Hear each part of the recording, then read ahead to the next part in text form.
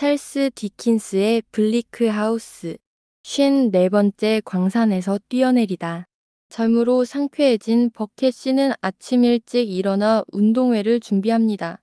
깨끗한 셔츠와 젖은 헤어브러시로 단정하게 차려입고 혹독한 학업 생활 후에도 여전히 남아있는 얇은 머리카락에 윤기를 더하는 의식이 있을 때마다 사용합니다. 버켓 씨는 양갈비 2조각과 그에 상응하는 양의 차, 계란, 토스트, 그리고 마멀레이드를 아침 식사로 준비합니다. 이렇게 몸을 튼튼하게 하는 것들을 즐기고 익숙한 악마와 미묘한 대화를 나눈 그는 머큐리에게 남작 레스터 데들록 경에게 그가 나를 맞이할 준비가 되면 나도 그를 맞이할 준비가 되어 있다고 조용히 전하라고 자신 있게 지시합니다. 레스터 경이 10분 안에 옷을 빨리 입고 버켓 씨와 함께 서재로 갈 것이라는 친절한 정갈이 돌아오자 버켓 씨는 그 방으로 가서 턱에 손가락을 얹고 불 앞에 서서 활활 타오르는 숯을 바라봅니다. 사려 깊은 버켓 씨는 무거운 일을 해야 할 때면 누구나 그렇듯 침착하고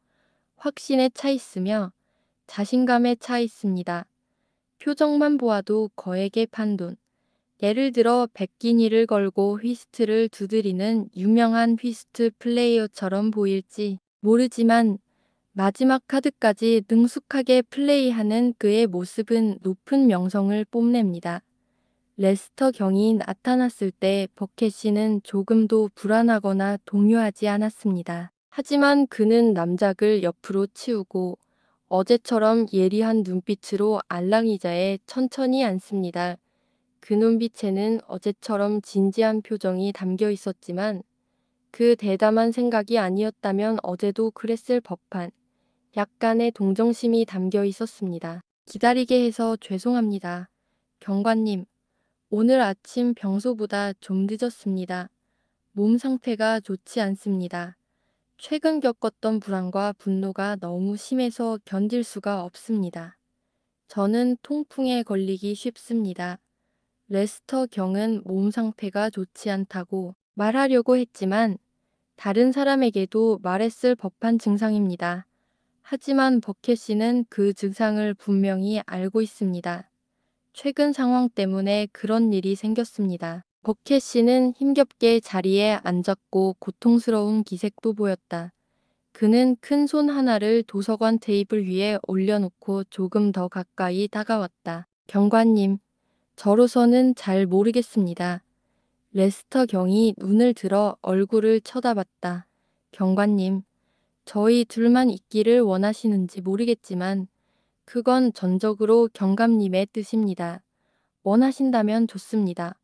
원치 않으시면 데드록 씨가 레스터 데드록 경 준남장님 버켓 씨가 고개를 한쪽으로 숙이고 검지손가락을 한쪽 귀에 귀걸이처럼 걸고 설득력 있게 대답했다. 지금 당장은 너무 사적인 관계를 유지할 수 없습니다.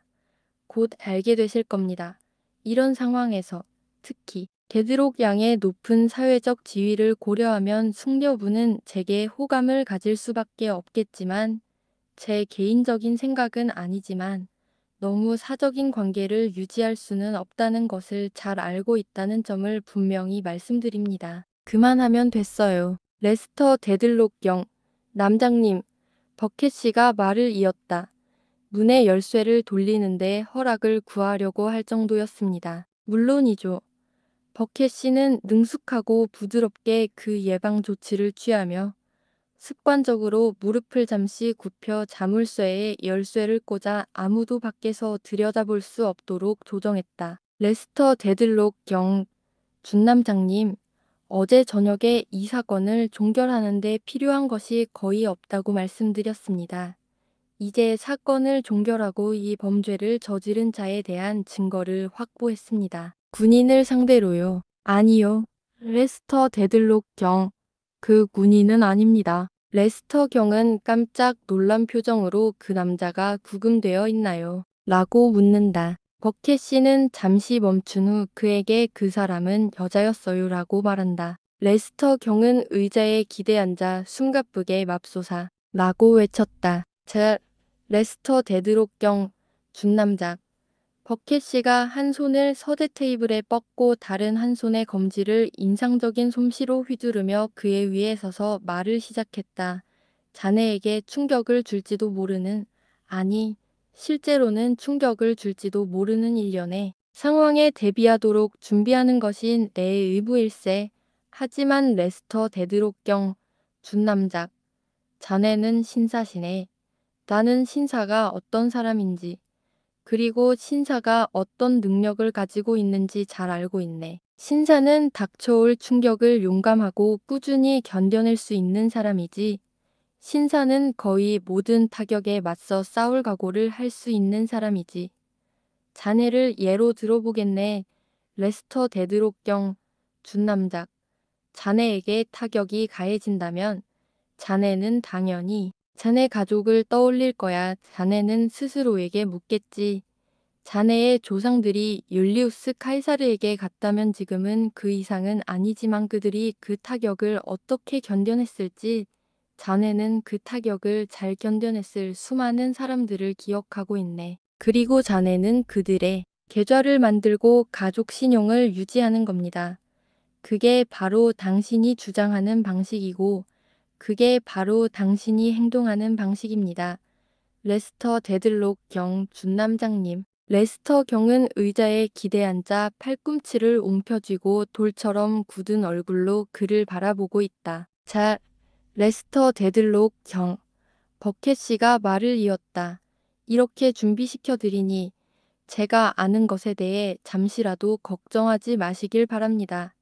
저는 수많은 인물들에 대해 신분의 고하를 막론하고 너무나 잘 알고 있기에 어떤 정보라도 제게는 큰 의미가 없습니다. 판에서 저를 놀라게 할 만한 움직임은 없을 겁니다. 그리고 이런저런 움직임이 있었다는 것에 대해서도 제가 아는 한 전혀 가능성이 없습니다. 어떤 움직임이든 방향이 틀렸다면 제 경험에 따르면 가능성이 있는 움직임일 뿐입니다. 그러니 레스터 데들록 경 준남작에게 말씀드리는 것은 제가 당신의 가족사에 대해 아는 것이 있다고 해서 괜히 회방을 놓는 일이 없도록 하라는 것입니다. 준비해 주셔서 감사합니다. 레스터 경이 잠시 침묵한 후 손발 하나 움직이지 않고 말했다. 꼭 필요한 건 아니기를 바랍니다. 좋은 의도였으니 칭찬해 드리고 싶긴 하지만요. 계속 말씀해 주시죠. 그리고 레스터 경은 그의 모습에 움츠러드는 듯했다. 이해 없으시다면 자리에 앉으시면 됩니다. 전혀요. 버켓 씨가 의자를 가져와 그림자를 줄입니다. 자, 레스터 데드록경 준남장님. 이 짧은 서문으로 본론을 말씀드리겠습니다. 데드록 부인. 레스터 경이 자리에서 일어나 그를 매섭게 노려본다. 버켓 씨는 완화제 역할을 하는 손가락을 사용한다. 데들록 부인. 아시다시피 그녀는 만인의 존경을 받고 있습니다. 그게 바로 그녀의 귀부인다운 면모입니다. 그녀는 만인의 존경을 받고 있습니다. 버켓 씨가 말했다. 경관님. 레스터 경이 딱딱하게 대답했다. 이도니에서 부인의 이름을 전부 제외하는 게 좋겠습니다. 저도 그럴 것입니다. 레스터 데들록경. 남장님, 하지만 그건 불가능합니다. 불가능한. 버켓 씨는 고개를 끊임없이 흔든다. 레스터 데들록경. 준남장님, 그건 전혀 불가능합니다. 제가 할 말은 바로 그 여인에 관한 것입니다. 그녀는 모든 것을 좌우하는 핵심입니다. 장교님, 레스터 경이 불타는 듯한 눈과 떨리는 입술로 반박했다. 자네는 자네의 의무를 알고 있네. 의무를 다하되 도를 넘지 않도록 조심하게. 나는 참을 수 없네. 참을 수 없네. 자네는 자네의 책임하에, 자네의 책임하에, 자네의 책임하에. 이 서신에 부인의 이름을 언급하는군. 부인의 이름은 평범한 사람들이 함부로 다룰 이름이 아니네. 레스터 데들록경. 남장님, 저는 제가 해야 할 말을 할 뿐, 그 이상은 말하지 않겠습니다. 그렇게 되기를 바랍니다. 좋습니다.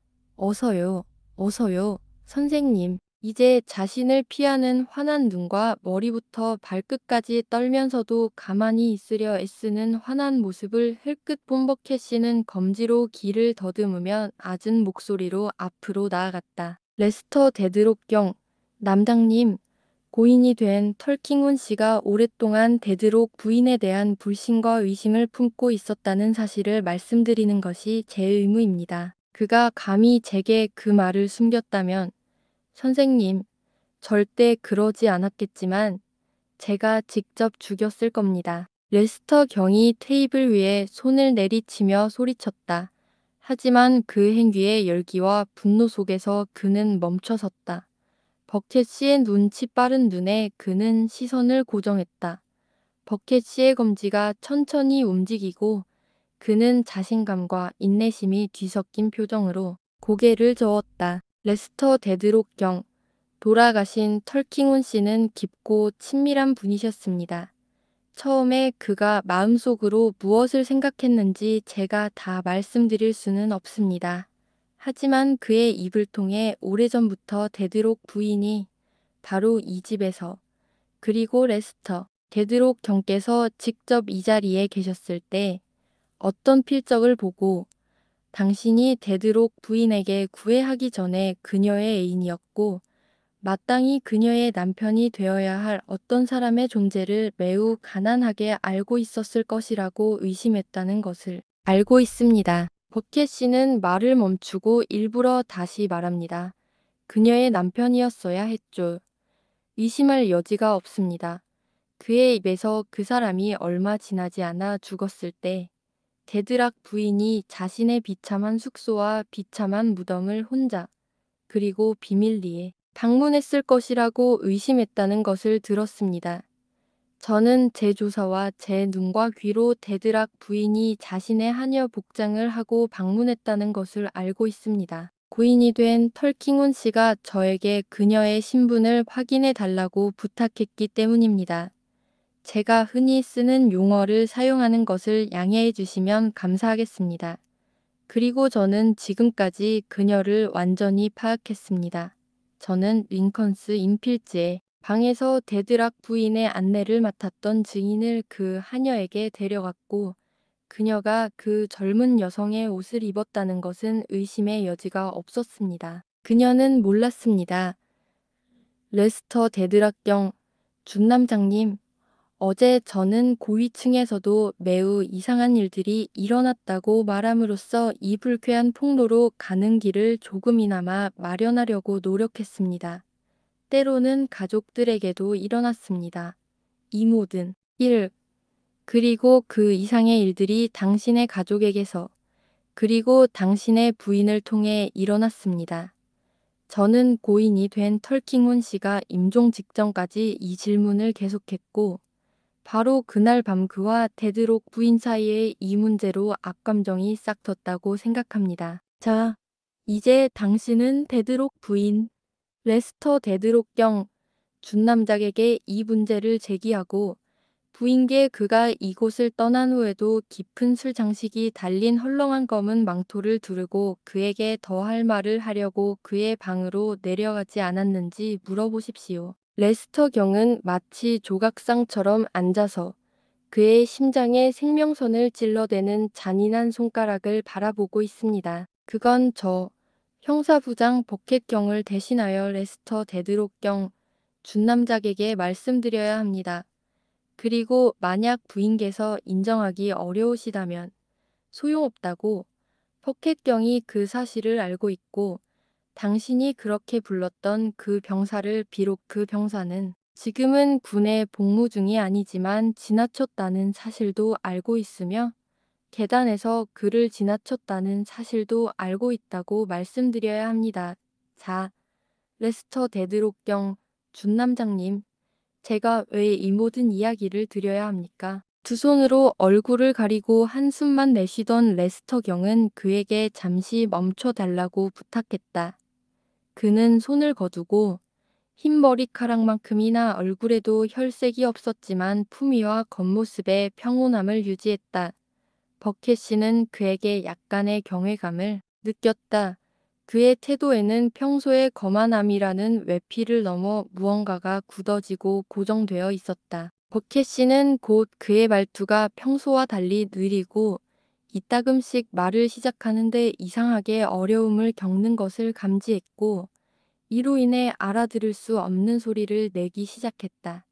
그런 소리에 그는 침묵을 깨고 곱고 털킹온 씨처럼 충실하고 열정적인 신사가 왜 이렇게 고통스럽고 괴로우며 예상치 못한 압도적이고 믿을 수 없는 지성을 자신에게 전혀 전하지 못했는지 이해할 수 없다고 말했다. 레스터 데드록경 준남장님, 버켓 씨가 대답했다.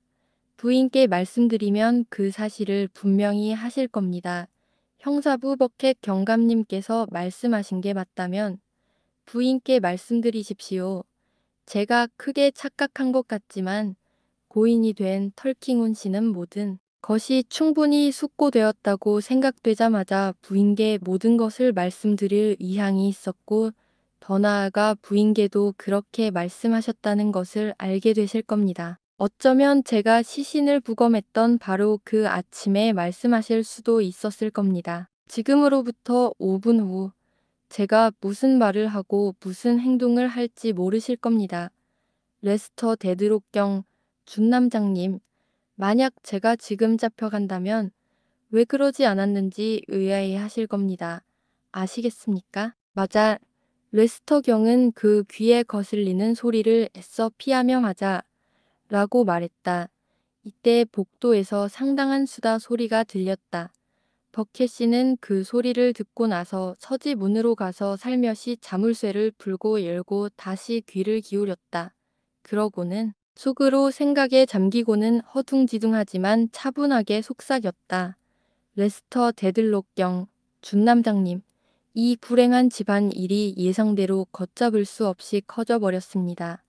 고인이 된 털킹훈 씨가 갑자기 쓰러지셨으니까요. 이 일을 잠재울 기회는 지금 하인들과 다투고 있는 이 사람들을 들여보내는 것입니다.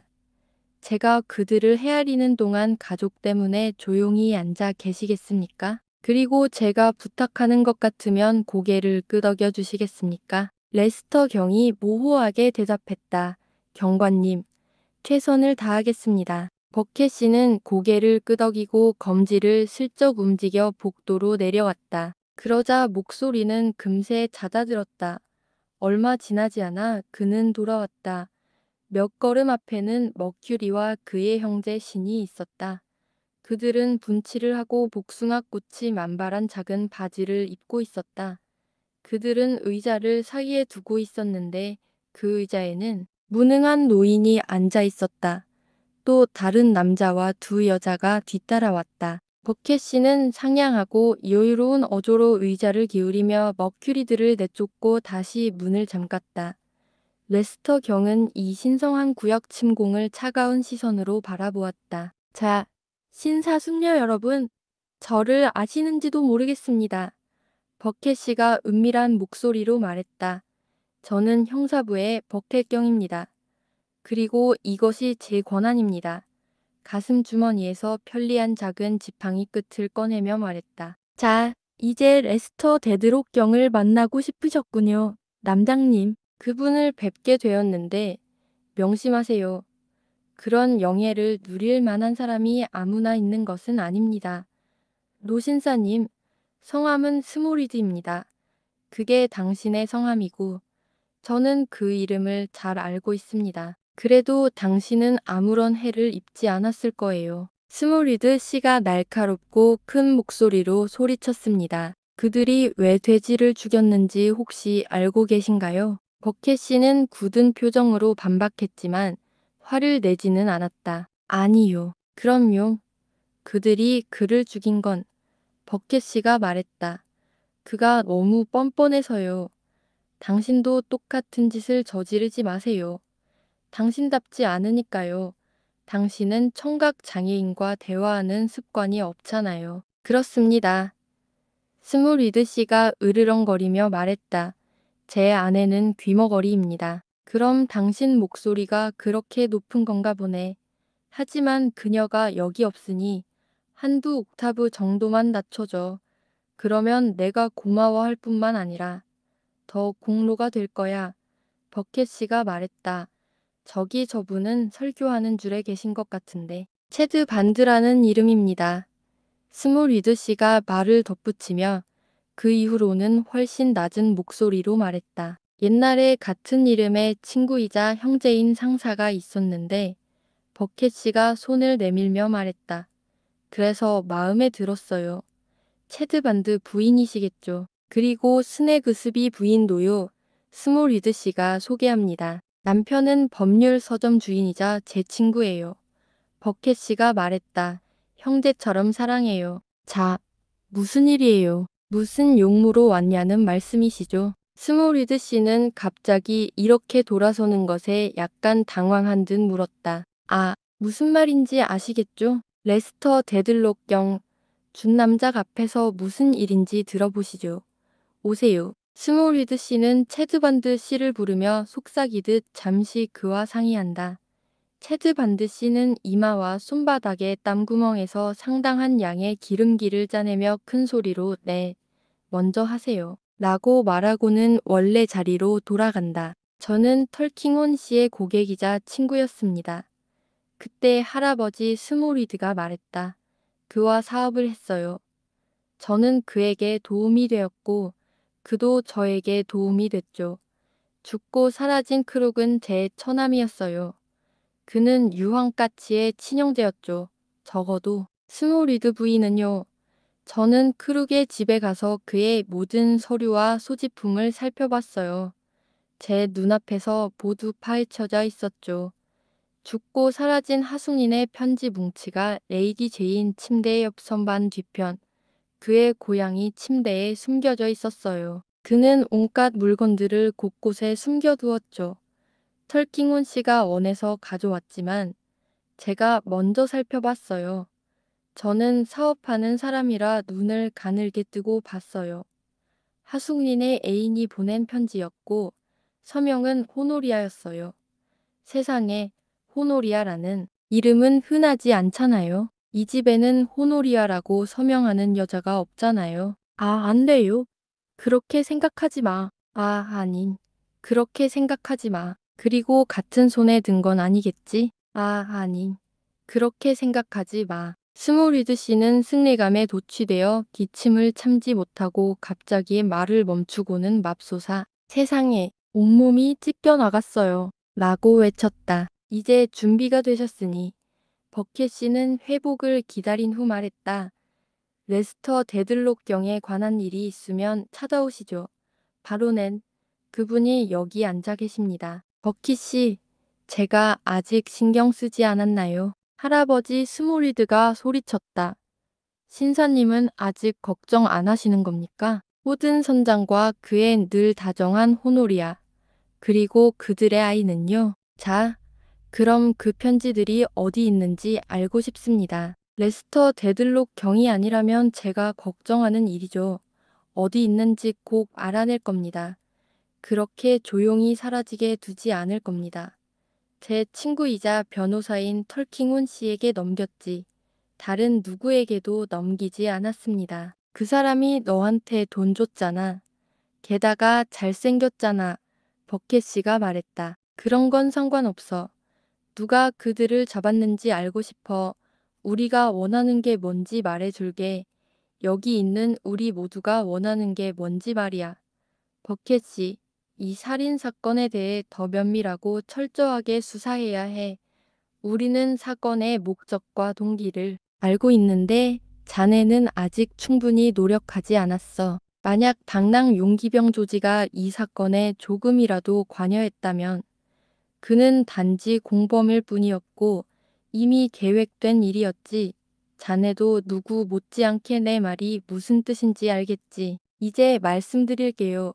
버켓 씨가 말하며 즉시 태도를 바꾸고 그에게 가까이 다가와 검지의 묘한 매력을 드러냈다. 저는 창조된 어떤 인간도 제 사건을 망치거나 방해하거나 0.5초라도 앞당기지 않을 겁니다.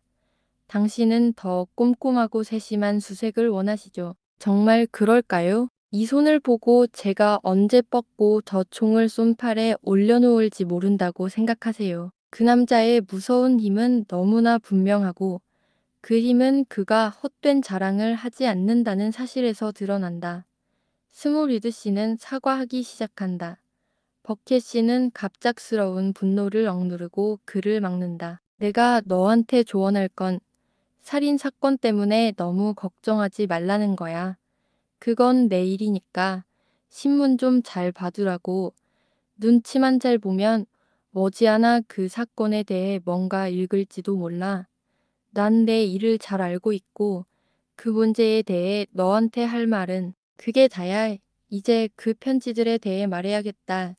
누가 그 편지들을 가지고 있는지 알고 싶겠지? 말해도 괜찮아. 내가 가지고 있어. 이거 그 편지 봉투 맞니? 스몰리드 씨는 탐욕스러운 눈으로 버켓 씨가 자신의 털의 신비한 부분에서 꺼낸 작은 꾸러미를 바라보고 그것이 똑같은 것임을 알아본다. 다음에 무슨 할 말이 있나요? 버켓 씨가 물었다. 자, 입을 너무 크게 벌리지 마세요. 그렇게 하면 잘생겨 보이지 않으니까요. 500파운드 주세요. 아니요. 50이라고 말씀하시는 거죠. 버켓 씨가 재치 있게 말했다. 하지만 스몰리드 씨는 500을 의미하는 듯합니다. 즉, 저는 레스터 데드록 준남작경의 위임을 받아 아무것도 인정하거나 약속하지 않고 이 문제를 검토하라는 것입니다. 버켓 씨가 말했다. 레스터 경은 무심코 고개를 숙였다. 그런데 500파운드짜리 제안을 검토해보라고 하시는군요. 어머, 말도 안 되는 제안이시군요. 250파운드도 충분히 나쁘지만 그보다 낫습니다. 250파운드라고 하는 게 낫지 않겠습니까? 스몰리드 씨는 그러지 않는 것이 좋겠다고 분명히 말했습니다. 그럼 버켓 씨가 말했다. 체즈밴드 씨의 말씀을 들어보시죠. 주님, 저는 그 이름을 가진 옛 동료 상사의 말씀을 여러 번 들었습니다. 그리고 그분은 제가 만나본 모든 면에서 온건한 분이셨습니다. 초대를 받자 체드반드 씨는 앞으로 나서며 살짝 미소를 짓고 손바닥으로 기름을 살짝 바른 후 이렇게 말합니다. 친구들이여, 우리 아내 레이첼과 나는 지금 부자와 위인들의 저택에 있습니다. 친구들이여, 우리가 왜 지금 부자와 위인들의 저택에 있는 걸까요? 초대를 받았기 때문일까요? 그들과 함께 잔치를 벌이라는 부름을 받았기 때문일까요? 그들과 함께 기뻐하라는 부름을 받았기 때문일까요? 그들과 함께 류트를 연주하라는 부름을 받았기 때문일까요? 그들과 함께 춤을 추라는 부름을 받았기 때문일까요? 아닙니다. 그렇다면 친구들이여, 우리가 여기에 있는 이유는 무엇일까요? 죄스러운 비밀을 품고 있다고 핑계를 대는데 그것을 지키기 위해 곡식과 포도주와 기름 아니면 그와 비슷한 것인 돈이 필요한 걸까요? 아마 그럴 겁니다. 친구들이여, 당신은 사업가잖아요. 버켓 씨가 매우 주의 깊게 대답했다. 그러니까 당신 비밀이 뭔지 말하려는 거군요. 맞는 말씀입니다. 더 잘할 수 없을 겁니다. 형님, 사랑의 마음으로 나아가도록 합시다. 체드 반드 씨가 교활한 눈빛으로 말했다. 내 아내 레이첼, 앞으로 나아가시오. 체드 밴드 부인은 준비가 되자 남편을 뒤로 밀어내고 버켓 씨에게 딱딱하고 찡그린 미소를 지으며 맞선다. 우리가 아는 걸 알고 싶으시니 그녀가 말했다. 말씀드리겠습니다. 저는 귀부인의 따님인 호든 양을 키우는데 도움을 드렸습니다. 귀부인의 언니를 섬겼는데 귀부인이 자신에게 안겨준 불명예를 매우 예민하게 생각해서 귀부인에게조차 아이가 태어났을 때 거의 죽었다고 말했습니다. 하지만 아이는 살아있고 저는 그녀를 압니다. 이 말과 함께 웃음과 함께 그리고 귀부인이라는 단어에 쓴소리를 하며 체드밴드 부인은 팔짱을 끼고 버켓 씨를 무표정하게 바라보았다. 그럼요. 그 경찰관이 대답했다. 당신은 20파운드 지폐나 그 정도 금액의 선물을 기대하고 계시는 겁니까? 체드밴드 부인은 그저 웃으며 그에게 20펜스를 줄 수 있다고 경멸조로 말한다. 저기, 법률 문구점의 친절한 부인, 제 친구분이 계십니다. 버켓 씨가 손가락으로 스네그스비 부인을 앞으로 유인하며 말했다. 부인, 무슨 일로 오셨습니까? 스네그스비 부인은 처음에는 눈물과 탄식으로 자신이 무슨 짓을 했는지 말하지 못하지만 점차 혼란스럽게도 그녀가 상처와 불의에 짓눌린 여자라는 사실이 드러납니다. 스네그스비 씨는 그녀를 늘 속이고 버리고 어둠 속에 감추려 했습니다. 그녀가 고통 속에서 가장 큰 위안을 얻은 것은 고 털킹혼 씨의 동정이었습니다. 그는 위증한 남편이 없는 쿡 궁정에 출두했을 때 그녀에게 깊은 동정을 표했고 그 결과 그녀는 최근 모든 근심을 그에게 털어놓곤 합니다. 지금 있는 사람들을 제외한 모든 사람들이 스네그스비 부인의 평화를 해치려는 음모를 꾸몄던 것으로 보입니다. 켄지와 카부이의 서기인 구피 씨는 처음에는 정오의 태양처럼 활짝 열려 있었지만 스네그스비 씨의 매수와 간섭으로 인해 갑자기 자정이 다 되어서야 입을 다물었습니다. 구피 씨의 친구인 위블 씨는 비슷한 정황으로 인해 궁정에서 신비롭게 살았습니다. 크룩은 고인이 되었고 님로드도 고인이 되었으며 조도 고인이 되었고 그들은 모두가 그 안에 있었다. 스네그스비 부인은 구체적으로 밝히지는 않았지만 조가 스네그스비 씨의 아들이라는 것을 마친 아팔 소리가 들리는 것처럼 알고 있었습니다. 그리고 스네그스비 씨가 마지막으로 그 소년을 방문했을 때 그를 따라갔는데 만약 그가 그의 아들이 아니라면 왜 갔을까요? 한동안 그녀의 유일한 취미는 스네그스비 씨를 이리저리 위아래로 따라다니며 의심스러운 정황들을 조각조각 맞춰보는 것이었습니다. 그리고 일어난 모든 정황은 매우 의심스러웠습니다. 이렇게 그녀는 밤낮으로 가짜 남편을 간파하고 교란하는 목표를 추구했습니다. 이렇게 그녀는 체드밴드 가족과 털킹온 씨를 불러 모아 털킹온 씨와 구피 씨의 변화에 대해 상의하고 현재 일행이 우연히 관심을 갖게 된 정황을 길가에 내버려 두도록 도왔습니다. 스네그스비 씨의 완전한 폭로와 이혼으로 끝날 큰 길을 따라가며 항상 움직이지 않고 있었습니다. 이 모든 것을 상처받은 여인이자 체드밴드 부인의 친구이자 체드밴드 씨의 추종자이자 고 털킹혼 씨의 애도자인 스네그스비 부인이 여기서 모든 혼란과 연루, 가능한 모든 것과 불가능한 모든 것을 신뢰의 인장으로 증명하고자 합니다. 금전적 동기도 없고 언급된 것 외에는 어떠한 계획이나 프로젝트도 없으며 질투라는 맷돌을 끊임없이 돌려서 생긴 그녀 자신의 짙은 먼지를 여기로 가져와서 모든 곳으로 가져가는 것입니다. 이 서론이 손에 잡히는 동안 그리고 시간이 좀 걸렸지만 스넥스비 부인의 식초의 투명함을 한눈에 알아본 버켓 씨는 익숙한 악마와 상의하여 체드밴드 가문과 스몰위드 씨에게 예리한 주의를 기울인다. 레스터 데들록 경은 여전히 얼음장 같은 표면을 가진 채 움직이지 않는다. 다만 한두 번 버켓 씨를 바라보는 것 외에는 온 인류 중에서 오직 그 장교에게만 의지하는 듯하다. 아주 좋습니다. 버켓 씨가 말했다. 이제 당신의 뜻을 이해했습니다. 레스터 데드록 준남작 경께서 이 사소한 문제를 조사하도록 파견하셨으니 레스터 경은 다시 한번 기계적으로 고개를 숙여 그 말을 확인했다. 저는 이 문제에 대해 공정하고 온전한 관심을 기울일 수 있습니다. 돈을 갈취하거나 그런 종류의 음모를 꾸몄다는 이야기는 하지 않겠습니다. 우리는 세상 물정에 밝은 사람들이고 우리의 목표는 상황을 즐겁게 만드는 것이기 때문입니다. 하지만 제가 정말 궁금한 게 있습니다. 당신이 아래층 복도에서 소음을 낸다는 생각에 놀랐습니다. 당신의 이익과는 너무나 상반되는 일이었습니다. 제가 보고 있는 바로 그 점입니다. 우리는 들어가고 싶었어요. 스몰위드 씨가 간청했다. 물론 들어가고 싶었겠죠. 버켓 씨가 쾌활하게 말했다.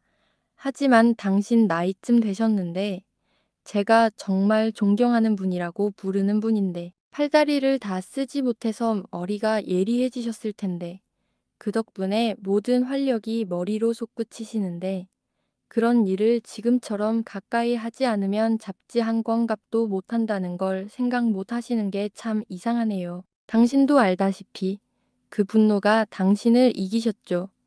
거기서 당신이 힘을 잃은 겁니다. 버켓 씨가 반박 조명처럼 다정하게 말했다. 제가 하인 중 한 명이 레스터 데들록 경에게 다가오지 않고는 못 간다고 말했을 뿐입니다. 스몰리드 씨가 대답했다. 그거야. 내 성질이 거기서부터 널 지배한 거잖아. 자, 다음엔 그걸 억누르면 돈 벌 수 있을 거야. 내가 전화해서 널 끌어내릴까? 이런 얘기는 언제 더 듣게 되나요? 체드밴드 부인이 엄하게 물었다. 진정한 여자라니 정말 축복받은 마음이구나. 항상 호기심이 많고 자네의 매력적인 섹스는 정말이지. 버켓 씨가 씩씩하게 대답했다. 내일이나 모레쯤 전화드리겠습니다. 스몰리드 씨의 250달러짜리 제안도 잊지 않고요. 500개. 스몰리드 씨가 소리쳤다. 좋아요. 명목상 500달러입니다. 버켓 씨는 종줄에 손을 얹었다. 저와 이 집 주인님을 대신하여 오늘은 좋은 하루 보내시라고 인사드려도 될까요? 그는 넌지시 물었다. 아무도 그가 하는 일에 반대할 용기가 없었기에 그는 그렇게 했고 당은 그들이 올라온 대로 물러났다. 버켓 씨는 그들을 따라 문까지 갔다가 돌아와 진지한 표정으로 말했다. 레스터 데드록경 준남장님, 이 물건을 살지 말지 고민해. 보세요. 전반적으로 제가 직접 사고 있는 것 같습니다. 꽤 싸게 살 수 있을 것 같습니다. 아시다시피 스네그스비 부인이라는 그 작은 절인 소똥 같은 놈은 이 투기의 모든 당사자들에게 이용당했고 그녀가 진심으로 그랬다면 훨씬 더 큰 피해를 입혔습니다. 고인이 된 털킹온 씨는 이 모든 말들을 손에 쥐고 있었고 자기 마음대로 몰 수도 있었을 겁니다. 하지만 그는 맨 앞자리에서 끌려나왔고 이제 그들은 다리를 걷어차고 제멋대로 굴고 있습니다. 세상은 다 그렇습니다. 고양이는 떠나고 쥐는 뛰어놀고 서리는 녹고 물은 흐릅니다. 자, 이제 체포될 무리에 대해 말씀드리겠습니다. 레스터 경은 눈을 크게 뜨고 있었지만 깨어난 듯하며 버켓 씨가 시계를 가리키자 그는 열심히 그를 바라본다. 체포 대상은 지금 이 집에 있습니다. 버켓 씨가 침착한 손놀림과 들뜬 마음으로 시계를 올리며 말했다. 이제 당신 앞에서 그녀를 체포할 차례입니다. 레스터 데들록 경 준남장님, 아무 말도 하지 마시고 움직이지도 마십시오. 소음이나 소란은 전혀 없을 것입니다. 당신이 허락하신다면 저녁 무렵에 다시 돌아와 이 불행한 가족 문제와 이 문제를 조용히 처리하는 가장 교활한 방법에 대해 당신의 뜻을 따르도록 노력하겠습니다. 자, 레스터 데들록경 준남장님, 지금 체포가 풀렸다고 해서 너무 불안해하지 마십시오. 처음부터 끝까지 모든 사건이 해결되는 것을 보게 될 것입니다. 버켓 씨는 배를 울리고 문으로 가서 머큐리라고 짧게 속삭인 후 문을 닫고 팔짱을 끼고 문 뒤에 섰다. 1. 2분쯤 긴장한 후 문이 천천히 열리고 프랑스 여성이 들어왔다. 오르탕스 양이었다. 그녀가 방에 들어서자마자 버켓 씨는 문을 박수치고는 등을 기댔다. 갑작스러운 소리에 그녀는 돌아섰고 그때 처음으로 레스터 데들록 경이 의자에 앉아 있는 것이 보였다. 죄송해요. 그녀가 황급히 중얼거렸다. 여기 아무도 없었다고 하더라고요. 문 쪽으로 한 걸음 내딛는 순간 그녀는 버켓 씨와 정면으로 마주하게 된다. 갑자기 그녀의 얼굴에 경련이 일더니 얼굴이 창백해진다. 이분이 제 하숙인입니다. 레스터 데드록 경입니다. 버켓 씨가 그녀에게 고개를 끄덕이며 말했다. 이 외국인 젊은 여성분은 몇 주 전부터 제 하숙인이었습니다. 레스터 경이 그걸 왜 신경 쓰는 거지? 천사님. 아가씨가 농담조로 대답했다. 맙소사. 천사님, 버켓씨가 대답했다. 두고 봐야겠습니다. 오르탕스 양은 굳은 얼굴로 그를 노려보더니 점차 경멸하는 미소로 변한다. 당신은 정말 신비로운 분이시군요. 취하셨나요? 술을 안 마셔도 괜찮아요. 나의 천사님, 버켓씨가 대답했다. 저는 당신 아내와 함께 이 끔찍한 집에 도착해서 왔습니다. 당신 아내는 몇 분 전에 저를 떠났습니다. 아래층에서 당신 아내가 여기 있다고 들었습니다. 제가 여기 왔는데 당신 아내는 여기 없습니다. 이 바보 같은 짓의 의도가 뭐죠? 아가씨는 태연하게 팔짱을 끼고 물었지만 그녀의 검은 뺨에서는 시계처럼 무언가가 쿵쾅거렸다. 버켓 씨는 단지 그녀에게 손가락을 흔들었다. 아, 세상에, 당신은 정말 불쌍한 바보군요. 아가씨가 고개를 획 돌리며 웃으며 소리쳤다. 아래층으로 내려가게 놔두세요. 이 돼지야. 발을 구르며 위협적인 표정을 지었다. 이제 아가씨. 버켓씨가 차분하고 단호한 어조로 말했다. 가서 그 소파 위에 앉으세요. 그녀는 고개를 끄덕이면 아는 아무것도 없는 곳에 앉지 않을 거야 하고 대답한다. 이제 아가씨. 버켓씨가 손가락으로만 시범을 보이며 반복한다. 저 소파 위에 앉으세요. 왜? 내가 당신을 살인 혐의로 구금하는 이유는 굳이 말할 필요도 없으니까요. 자, 이제 가능하면 당신과 같은 성별의 사람과 외국인에게 이의를 갖추려고 합니다. 만약 그럴 수 없다면 거칠게 행동해야 할 텐데 밖에는 더 거친 사람들이 있으니까요. 내가 어떻게 될지는 당신에게 달렸습니다. 그러니 친구로서 이 축복의 순간이 반도 지나가기 전에 가서 그 소파 위에 앉아 있으라고 권하고 싶습니다. 마드모아젤은 그녀의 뺨에 뭔가가 빠르고 강하게 뛰는 동안 집중된 목소리로 당신은 악마예요 라고 말했습니다. 자, 보세요. 버켓씨가 만족스럽게 말을 이었다. 당신은 편안한 태도로 당신처럼 분별력 있는 외국 젊은 여성이라면 마땅히 그래야 할 행동을 하고 있군요. 그러니 조언 하나 드릴게요. 너무 많이 말하지 마세요. 여기서는 아무 말도 하지 말라고 하고 머릿속에 너무 조용히 있는 것도 안 됩니다. 간단히 말해서 말장난은 적게 할수록 좋다는 거예요. 버켓 씨는 이 프랑스어 설명에 매우 만족해했다. 마드모아젤은 입을 호랑이처럼 벌리고 검은 눈으로 그를 향해 불을 뿜으며 소파에 몸을 굳힌 채 앉아 손을 꽉 쥐고 그리고 발도 마찬가지일 거라고 추측된다 중얼거린다. 어너 버킷, 너는 악마야. 레스터 데들록 경, 남장님, 버켓씨가 말했고 그 이후로 손가락질을 멈추지 않았습니다. 이 젊은 여성, 지하 하순기는 제가 말씀드린 당시 귀부인의 하녀였습니다. 그리고 이 젊은 여성은 퇴임한 후에도 귀부인에 대해 비정상적으로 격렬하고 열정적이었습니다. 거짓말. 아가씨가 소리쳤다.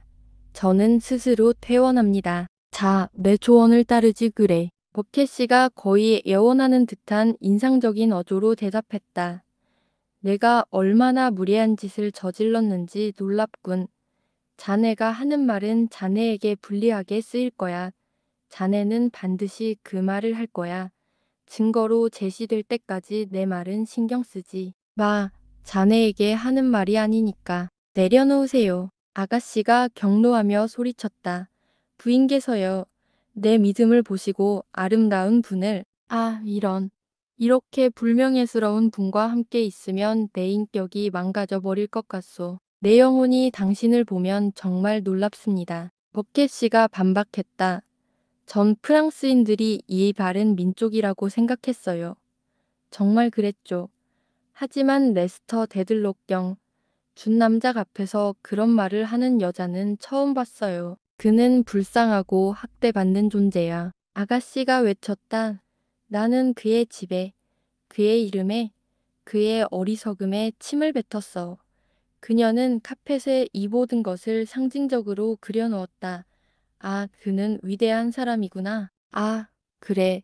정말 최고야. 아, 세상에, 하하. 레스터 데들록 경. 버켓씨가 말을 이었다. 이 난폭한 외국인은 화가 나서 내가 당신에게 말했던 그 행사에 그의 방에 참석함으로써 고인이 된 털킹훈 씨에게 청구권을 행사했다고 생각했어요. 그런데 그녀는 시간과 수고에 대한 대가로 후한 돈을 받았죠. 거짓말. 아가씨가 소리쳤다. 저는 그의 돈을 영원히 쓰지 않을 거예요. 만약 당신이 협상을 한다면 아시다시피 버켓씨가 괄호를 치고 말했다. 결과는 당신이 감수해야 합니다. 자, 그녀가 제 하숙린인 레스터 데드록 경이 그런 짓을 해서 저를 눈멀게 할 의도를 가지고 있었는지는 저는 전혀 의견이 없습니다. 하지만 그녀는 당시 제 집에서 그런 자격으로 살면서 고인이 된 털킹혼 씨의 방을 배회하며 다툼을 벌이고 불행한 문구점 주인을 괴롭히고 겁을 주어 목숨을 잃게 했습니다. 거짓말. 아가씨가 소리쳤다. 모두 거짓말이에요. 레스터 데들록 경. 준남장님, 살인은 저질러졌습니다. 어떤 상황에서 저질러졌는지는 이미 알고 계시겠죠. 자, 잠깐만 저를 따라와 주시기 바랍니다. 저는 불려가 사건을 맡게 되었습니다. 사건 현장, 시체, 서류 등 모든 것을 검토했습니다. 같은 집 서기에게서 받은 정보를 바탕으로 저는 조지를 구금했습니다. 그가 살인이 일어난 날 밤, 그리고 거의 동시에 그 근처에서 어슬렁거리는 것이 목격되었고, 이전에도 고인과 심한 말을 주고받는 것을 엿듣고, 심지어 목격자의 증언대로 그를 위협하기도 했다는 것입니다. 레스터 데들록 경. 처음부터 조지가 살인범이라고 믿었는지 물으신다면 솔직히 말씀드리자면 아닙니다. 하지만 그럴 수도 있고 그에게 불리한 정황이 충분히 있었기에 그를 체포하여 구금하는 것이 제 의무였습니다. 자, 잘 들어보세요. 버켓씨가 그를 위해 흥분해서 몸을 앞으로 숙이고 검지손가락을 희미하게 한번 흔들어 말을 시작하자 오르탕스 양은 검은 눈으로 그를 빤히 쳐다보며 마른 입술을 꼭 다물었다. 레스터 데들록 준남작경. 저는 밤에 집에 갔는데 이 젊은 여인이 제 아내 버켓 부인과 저녁을 먹고 있었습니다. 그녀는 버켓 부인이 처음 우리 하숙생으로 온 이후로는 그녀에게 호감을 보이는 척했지만 그날 밤은 그 어느 때보다 더, 아니 오히려 지나친 호의를 보였습니다. 마찬가지로 그녀는 고인이 된 털킹온 씨에 대한 애통한 추억을 위해 지나치게 존경심을 표현했습니다. 제가 그녀 맞은편 식탁에 앉아 손에 칼을 든 모습을 보니 그녀가 그런 짓을 저질렀다는 사실이 신개맹세코 떠올랐습니다. 마드모아젤은 이를 악물고 입술을 통해 너는 악마야라고 거의 들리지 않을 정도로 큰 소리로 말했다. 자, 버켓씨가 물었다. 살인 당일 밤 그녀는 어디에 있었을까요? 살인 현장에 있었죠. 제가 알기로는 그녀는 사건 전과 사건 후 모두 그곳에 있었습니다. 교활한 손님을 상대해야 한다는 걸 알았고 증거를 찾기가 매우 어려울 거라고 생각했습니다. 그래서 함정을 놓았습니다. 지금까지 한 번도 쳐본 적 없는 함정이었고 시도해 본 적도 없는 모험이었습니다. 저녁 식사 때 그녀와 이야기하면서 머릿속으로 생각해 봤습니다. 위층 침대에 올라갔을 때 우리 집은 작고 이 젊은 여자의 귀는 예리했기에 저는 버켓 부인의 입에 시트를 쑤셔넣고 놀란 말을 한마디도 하지 못하게 한 다음 모든 이야기를 했습니다. 여보, 다시는 그런 생각하지 마세요. 안 그러면 발목을 묶어버리겠어요. 버켓 씨는 말을 끊고 소리 없이 아가씨에게 달려들어 무거운 손을 그녀의 어깨에 얹었다. 지금 무슨 일이야? 그녀가 그에게 묻는다. 창밖으로 뛰어내릴 생각은 더 이상 안 하세요. 버켓 씨가 경고하듯 손가락으로 되물었다. 창밖으로 뛰어내릴 생각은 없어요. 제가 바로 그래요. 이리 와요. 그냥 제 팔을 잡으세요. 일어날 필요 없어요. 제가 당신 옆에 앉을게요. 자, 제 팔을 잡으세요. 알겠어요. 저는 기혼자예요. 제 아내를 잘 아시잖아요. 그냥 제 팔을 잡으세요. 그녀는 마른 입술을 적시려고 헛되이 노력하며 고통스러운 소리를 내며 자신과 씨름하며 따른다. 이제 모두 괜찮아졌습니다. 레스터 데드록경 준남장님, 이 사건은 버켓 부인이 아니었다면 절대 일어나지 않았을 겁니다. 그녀는 5만 명 중 1명, 아니 15만 명 중 1명이나 되는 여자입니다. 이 젊은 여인을 경계하지 못하게 하려고 그 이후로는 우리 집에 발을 들여놓지 않았습니다. 빵집빵과 우유를 만들 때 버켓 부인과 필요한 만큼 이야기를 나누긴 했지만요. 버켓 부인이 시트를 입에 물고 있을 때 제가 속삭이듯 한 말은 이렇습니다. 여보, 조지에 대한 내 의심, 이것저것, 그리고 그 외의 것들에 대한 당연한 이야기로 그녀를 계속해서 놀라게 할 수 있나요? 쉴 새 없이 그녀를 밤낮으로 감시할 수 있나요? 그녀는 내가 모르게 아무것도 할 수 없고 의심하지 않고 내 포로가 될 수 있으며 죽음에서 벗어나지 못하듯이 나에게서도 벗어날 수 없을 것입니다. 만약 그녀가 이 살인을 저질렀다면 내가 그녀를 잡을 때까지 그녀의 목숨이 내 목숨이 되고 그녀의 영혼이 내 영혼이 될 것입니다. 라고 말할 수 있나요? 버켓 부인은 시트 덕분에 말할 수 있을 만큼 잘 말씀하셨어요. 버킷, 내가 할 수 있어. 그리고 그녀는 그 말씀에 따라 훌륭하게 행동했어요. 거짓말이에요. 아가씨가 끼어들었다. 모두 거짓말이에요. 친구, 레스터 데드록경 준남장님, 이 상황에서 제 계산이 어떻게 나왔습니까? 이 충동적인 젊은 여성이 새로운 방향으로 과격하게 행동할 거라고 제가 계산했을 때 제가 틀렸습니까? 맞습니까? 제가 옳았습니다. 그녀는 뭘 하려는 겁니까? 당신도 모르겐 놔두십시오. 살인의 책임을 그녀에게 돌리려고 말입니다. 레스터 경은 의자에서 일어나 다시 비틀거리며 앉는다. 그리고 그녀는 제가 항상 여기 있다는 말을 듣고 용기를 얻었는데 그건 어떤 목적이 있어서였습니다. 자, 제 수첩을 열어보세요. 레스터 데드록 경. 당신에게 던져도 괜찮다면요. 그리고 저에게 보낸 편지들을 보세요. 각 편지에는 레이디 데드록이라는 두 단어가 들어 있습니다. 그리고 오늘 아침 제가 멈췄던 당신에게 온 편지도 열어보세요. 거기에는 레이디 데드록, 살인자라는 세 단어가 적혀 있었습니다. 이 편지들은 무당벌레 소나기처럼 여기저기에 떨어지고 있습니다.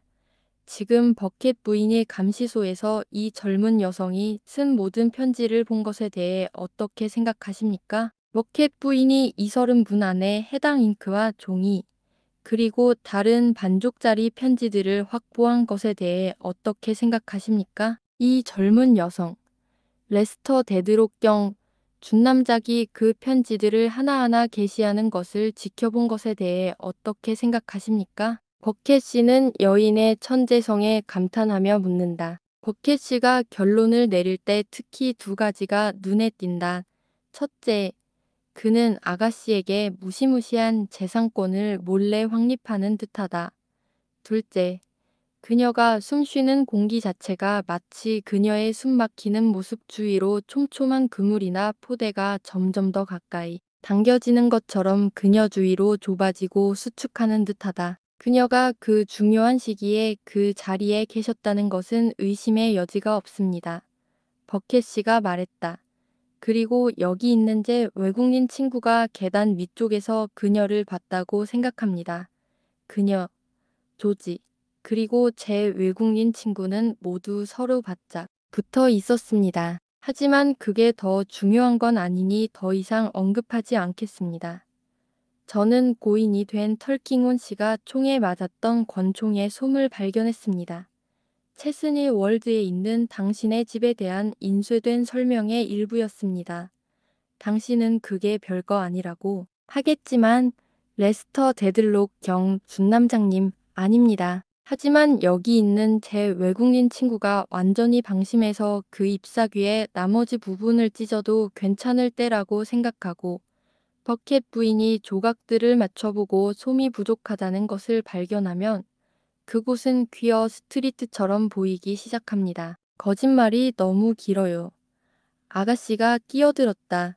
산문이 참 많으시네요. 거의 다 끝낸 건가요? 아니면 계속 말씀하시는 건가요? 레스터 데드록경 준남장님, 버켓씨가 말을 이었다. 그는 완전한 직함을 좋아하지만 그 직함의 어떤 부분이라도 빼면 스스로에게 폭력을 행사하게 된다. 제가 지금 언급하려는 이 사건의 마지막 요점은 우리 업무에 인내심이 필요하고 어떤 일이든 서두르지 않아야 함을 보여줍니다. 어제 저는 이 젊은 여성이 장례식에 참석하는 것을 그녀 몰래 지켜보았습니다. 제 아내는 그녀를 장례식에 데려갈 계획이었습니다. 저는 그녀를 유죄로 몰아넣을 만한 것이 너무나 많았고 그녀의 얼굴에는 그런 표정이 떠올랐습니다. 제 마음은 그녀가 자신의 귀부인에 대해 품고 있는 악의에 대해 강하게 반발했습니다. 지금이야말로 그녀에게 보복이라고 할 만한 것을 내려야 할 때였습니다. 제가 경험이 부족하고 젊은 사람이었더라면 분명 그녀를 데려갔을 것입니다. 마찬가지로 어젯밤 모든 사람이 존경하는 귀부인이 집으로 돌아왔을 때 마치 바다에서 비너스가 쏟아오르는 것 같다고 말할 수 있을 만큼 그녀가 살인 혐의로 기소되었다는 생각은 너무나 불쾌하고 모순적이었습니다. 그녀가 결백하다는 것을 알고 있었기에 나는 그 일을 끝내고 싶은 마음이 간절했습니다. 내가 무엇을 잃었을까요? 레스터 데드록경 준남장님, 저는 무기를 잃었을 겁니다. 장례식이 끝난 후 제 죄수는 버켓 부인에게 버스를 타고 시골로 조금 가서 아주 괜찮은 유흥가에서 차를 마시자고 제안했습니다. 그런데 그 유흥가 근처에 물이 조금 있었습니다. 차를 마시는 동안 제 죄수는 보닛이 있는 침실에서 주머니에 든 손수건을 가지러 일어났습니다. 꽤 오랜 시간이 지나서 숨이 약간 찼습니다. 그들이 집에 돌아오자마자 버켓 부인이 자신의 관찰과 의심을 담아 이 사실을 제게 보고했습니다. 저는 우리 부하 2명이 지켜보는 가운데 달빛 아래 물웅덩이를 끌어올렸고 주머니에 든 권총은 6시간도 채 되지 않아 꺼내졌습니다. 자, 여보, 당신의 팔을 제 팔에 좀 더 깊숙이 넣고 흔들리지 않게 잘 잡아두세요. 그러면 당신을 다치게 하지 않을 겁니다. 버켓 씨는 순식간에 그녀의 손목에 수갑을 채웠다. 하나는 됐어. 버켓 씨가 말했다. 자, 이제 하나 더. 예약, 둘, 다 합쳐서. 그가 일어서자 그녀도 일어선다. 어디에. 그녀는 커다란 눈을 어둡게 하며 축 늘어진 눈꺼풀이 거의 눈을 가릴 정도로 짙게 물고는 그럼에도 불구하고 여전히 응시한다. 당신의 거짓되고 배신하고 저주받은 아내는 어디 있나요? 경찰서로 가셨어. 버켓 씨가 대답했다. 거기서 만나게 될 거야, 여보. 그녀에게 키스하고 싶어요. 마드모아젤 오르창스가 호랑이처럼 헐떡이며 소리친다. 당신은 그녀를 물었을 거라고 생각해요. 버켓 씨가 말했다. 그럴 거예요. 그녀의 눈이 커졌다. 그녀의 팔다리를 뜯어버리고 싶어요. 여보, 정말 고마워요. 버켓 씨가 아주 침착하게 말했다. 그럴 리가 없잖아요. 당신들은 의견이 다를 때 서로에게 놀라울 정도로 적대감을 품고 있잖아요. 제가 그렇게 싫지는 않은 거죠. 아니, 넌 여전히 악마지만 천사와 악마가 번갈아 가며 하는 거 아니겠어요. 버켓 씨가 소리쳤다. 하지만 저는 정규직으로 일하고 있으니 고려해보세요. 숄 좀 정리할게요. 전에도 꽤 많은 집에 하녀로 일했거든요. 보닛에 뭐 부족한 거 있나요? 문 앞에 마차가 있어요. 오르탕스 양은 잔을 향해 분노한 눈빛을 보내다가 한 번에 깔끔하게 몸을 흔들고 공정하게 말하자면 보기 드물게 상냥해 보인다. 잘 들어봐, 나의 천사야. 그녀는 비꼬는 듯 고개를 몇 번 끄덕인 후 말했다. 넌 정말 영적인 사람이야. 하지만 그를 다시 살려낼 수 있겠니? 버켓 씨는 그렇지 않다고 대답합니다. 정말 웃기네요. 한번 들어보세요. 당신은 정말 영적인 분이시네요. 그녀를 존경받는 여인으로 만들 수 있을까요? 그렇게 악의적으로 굴지 마세요. 라고 버켓 씨는 말한다. 아니면 그놈이 거만한 신사였나. 아가씨가 레스터 경을 형언할 수 없는 경멸로 부르며 소리쳤다. 그럼 그놈을 생각해봐. 불쌍한 아기. 자, 왜 이게 다른 것보다 더 나쁜 팔레이잉인지 알아요. 버켓 씨가 말했다. 어서요. 네가 이런 짓을 할 수 없다고? 그럼 내가 하고 싶은 대로 해. 이건 죽음일 뿐이야. 어차피 다 똑같아. 가자, 나의 천사야. 안녕. 이느그니. 회세가. 난 내가 불쌍하고 경멸스럽다. 이 마지막 말과 함께 그녀는 마치 용수철로 입을 다물 듯 이를 꽉 깨물었다. 버켓 씨가 어떻게 그녀를 꺼내는지 설명할 수는 없지만 그는 특유의 방식으로 그 일을 해낸다. 구름처럼 그녀를 감싸고 감싸 안으며 마치 자신이 평범한 목성이고 그녀가 그의 애정의 대상인 것처럼 그녀와 함께 떠다닌다. 혼자 남은 레스터 경은 마치 여전히 귀를 기울이고 있고 주의를 기울이고 있는 듯 똑같은 태도를 유지했다. 마침내 그는 텅 빈 방을 둘러보았고 아무도 없는 것을 보고 비틀거리며 일어나 의자를 뒤로 밀고 테이블로 몸을 지탱하며 몇 걸음 걸어갔다. 그러다가 멈춰서서 또다시 알아들을 수 없는 소리를 내며 눈을 들어 무언가를 응시하는 듯했다. 그가 무엇을 보는지 하늘만은 알 것이다. 체스니 월드의 푸르고 푸른 숲, 고귀한 저택, 조상들의 초상화, 그 초상화를 훼손하는 낯선 사람들, 그의 가장 소중한 갑오들을 거칠게 다루는 경찰관들, 그를 가리키는 수천 개의 손가락, 그를 비웃는 수천 개의 얼굴들. 하지만 그런 그림자들이 그의 눈앞에 스쳐 지나가며 그를 당황하게 한다면 그가 아직 어딘가 또렷하게 이름을 댈 수 있는 또 다른 그림자가 하나 있다. 그는 그 그림자에만 집중하며 흰머리카락을 뜯어내고 팔을 쭉 뻗었다. 수년간 그의 존엄과 자부심의 뿌리를 이루는 주요 섬유였던 그녀를 제외하면 그가 결코 이기적인 생각을 품은 적이 없는 것도 바로 그녀였다. 그가 사랑하고 존경하고 존중하고 세상이 존경하도록 세운 것도 바로 그녀였다. 그의 삶의 모든 획일적이고 형식적인 관습의 중심에는 살아있는 애정과 사랑의 원천이었으며 그 어떤 것보다도 그가 느끼는 고통에 쉽게 상처받는 존재도 바로 그녀였다. 그는 거의 자신을 배제한 채 그녀를 바라보며 그녀가 그토록 아름답게 빛내주었던 높은 자리에서 버려지는 그녀를 차마 볼 수 없었다. 그리고 심지어 그는 고통을 모른 채 바닥에 주저앉아도 여전히 그녀의 이름을 그 방해되는 소리 속에서도 분명하게 그리고 비난이 아닌 애도와 연민이 담긴 어조로 발음할 수 있다. 다음 영상에서 55번째 이야기가 이어집니다.